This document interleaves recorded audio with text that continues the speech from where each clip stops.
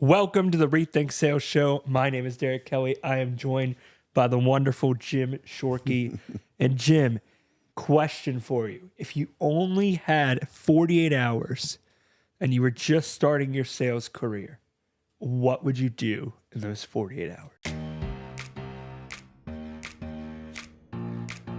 How you can be the greatest salesperson on the planet. I would find an idea that is proven to be successful in terms of a process, a sales process.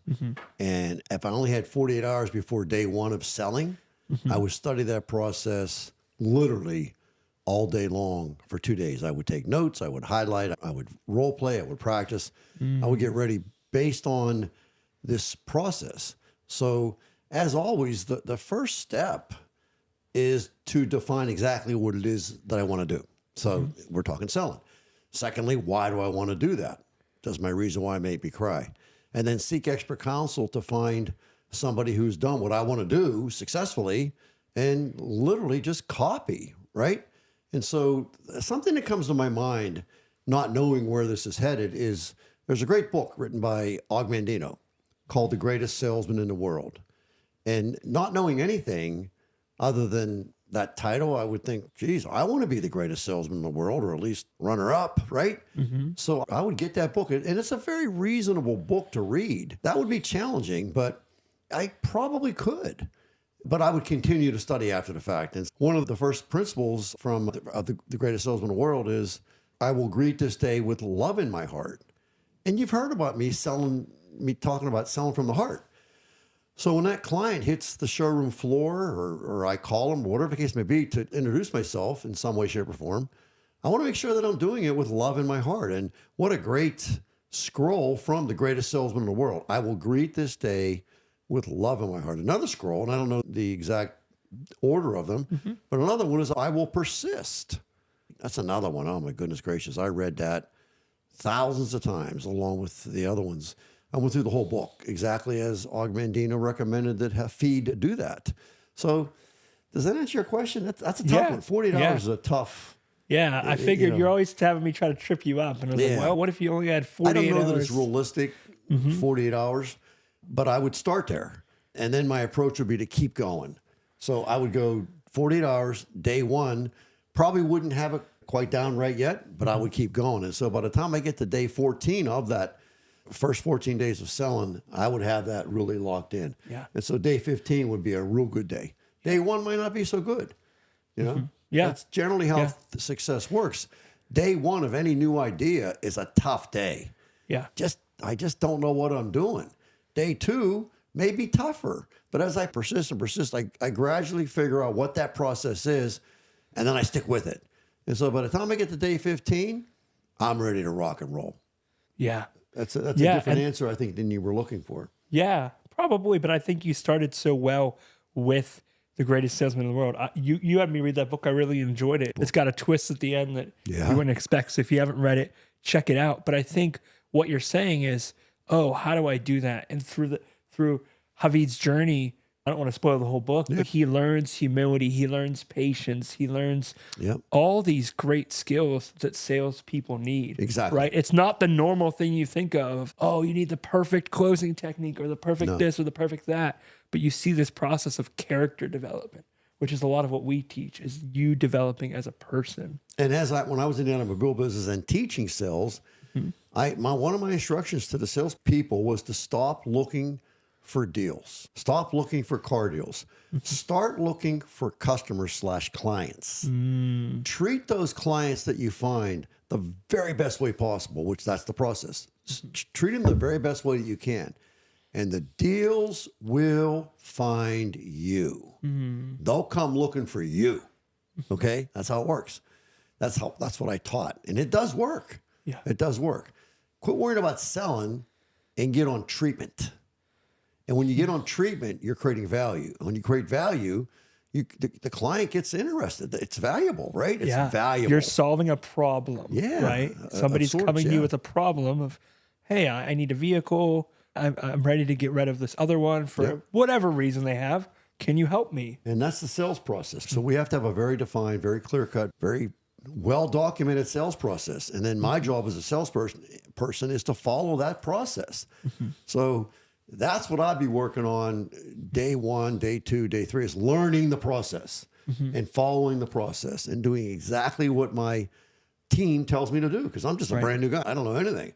And so when I first started selling cars, my dad taught me the process. And I really have to say, I didn't follow it the right way, and I failed. And I was very frustrated. And my dad sat me down and we went through it again and again. We kept going through it. But eventually I did figure it out, and I did sell cars. Yeah. It's all about the process. I think what you're talking about in terms of building that relationship with the customer, I know that what I've seen as a guy who now 12 years has owned a marketing companies, we've done some marketing, but very little of our marketing has actually gotten us new clients. It's been the relationships. Oh, heck right? yeah. And recognizing that something you talk about, repeats and referrals, as you take care of people, and maybe you're in the first 24 hours, 48 hours, 2 weeks, but then you start to serve people really well and they come back. Exactly. That's where it's at. Is it's all about treating the client the right way. And in essence, the majority of that treatment is treating them the way they want to be treated. And if we could figure out the way they want to be treated and then do that, then we're going to sell some cars. Yeah. And let's take this a layer deeper, because I was talking to Luke on the ride in and he said, "What I like about Jim." I said, "What's that?" He said, "Jim does things excellently." And so I've heard you talk before, if it's not just treating the customer right on the sale, right? That could almost sound, I'm treating you right so that you buy a car from me. Yeah, sure. That's what I want. Yeah. You did that, but you also, people brought in dents and you'd sometimes fix them for free, right? Yeah. There was this level of, it wasn't just a one-time transaction of, Oh gosh, no. let me take care of your needs so you buy a car from me. Yeah, there was that. But you also, it wasn't just like you were trying to manipulate them to get a sale and then see you later, hope I never talk to you again. Let me give you some math. I'm a very mathematical person. I do believe in probability. And so when the client comes into my dealership, and I've never met them before, I don't know these folks, him, her, them, I don't know this client. So when I treat them the right way on a one-on-one basis, that increases the probability that I'm going to sell them a car. And so now I have 10 clients, 10 separate clients.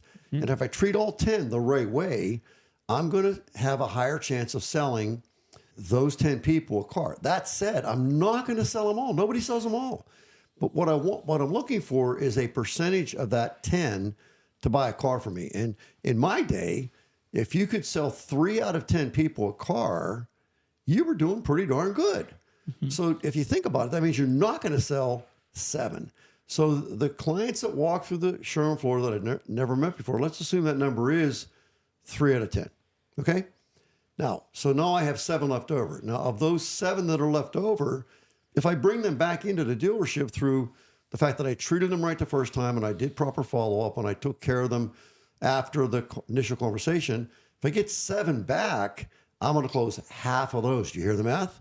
First time around, 30%. Second time around, 50%. Yeah. And this is the numbers back from my day. I think the numbers are much better than that now, but 50%. So we don't want to neglect the 7, right? That's where follow-up is so important. Now, that said, if I sell somebody a car and they come back to get a second car, those 10 people that come back to get a second car, I'm going to close north of 50% of those people. Yeah, right. Okay, I'm going to sell north of 50% of those people. Also, the other part of it is if I treat them really good and they send somebody my way, I'm going to close north of 50% of those people. So if you want to make the job more efficient, then you want to be in what we call the be-back business, which is all about treating the client right the first time around. And then when we sell a car, we're going to treat them so well that they're going to want to come back and buy another car, whether it be a year from now or 2 years. It doesn't matter. It doesn't matter. The point is they're coming back to buy another car, and I'm in this for the long haul. So now I've got some people coming back that are called repeat customers. Those close at a much higher rate. But also in the interim of that first sale and the second sale a year from now, there's the opportunity for referrals. Yes. And so I treat them so well that they say, you got to go see this Jim Shorkey guy. He's a really cool dude. He took care of me. I love my car. I love the way they treat me there. Yeah, I'm going to recommend you go see them. So those people also close at a much higher rate. So if you want to make your job easier, then you're going to want to be in the beatback business. You're going to be in the repeat and referral business. So we work very hard at that. And I was actually having a conversation last night with my brother. He's 13 years younger than me. He's one of the owners at the Jim Shorkey Family Auto Group. And we were talking about CRM. Yeah. And he was talking about how we're just not doing in his opinion, not doing a real good job with CRM. I said, first of all, my first recommendation is stop calling it CRM. Yeah. What do you mean? What do you mean CRM? Why would we stop calling it that? What does that stand for? Customer Relationship Management. Let's start calling it that. And let's start doing that. CRM is meaningless. Customer relationship management takes on a meaning. Yeah, and there's like software for it, right? It can become but everybody calls it CRM. Let's call it what it is. And so what are we doing when we work with, air quotes, CRM? We're managing our relationships with our customers. If we could just keep, like Stephen Covey said, begin with the end in mind. So what is the end in mind? The end in mind is to have a better relationship. And I think that gets lost in the parlance of CRM. How's your CRM system? I don't even know what that means. You know, a lot of people really don't. It means managing the relationship with the clients. That's what it means. And so let's do that. Yeah. And so if we get real good at managing those relationships, guess what? We are, in fact, going to get more beebacks. We are, in fact, going to get more repeats. And we are, in fact, going to get more referrals. And I think the average salesman is lost in that whole idea. And so if you have the proper thoughts about it, then it becomes, I don't feel like doing this customer relationship management stuff. You don't feel like making money today? You don't feel like being the greatest salesman in the world today? Because that's really what the greatest salesman in the world is really all about. It's about creating relationships. I will greet this day with love on my heart. That's how I want my clients to be treated, with love. So I feel like these are the things fundamentally that we need to work on as salespeople, whether it's our first day or our first year or our 10th year. The fact is, in year 10, we need to start over and work on customer relationship management at every single possible level of the game. Yeah, it's so true, because as our company grew and grew, I realized we were taking on so many new clients that I wanted to make sure our current clients still felt really served, right? It was this new pain of, oh my gosh, we've grown, but now we have lots of new people that want to work with us, but I still want the people that have been committed in the long term working with our team just to get our best value, not our worst value. Yeah.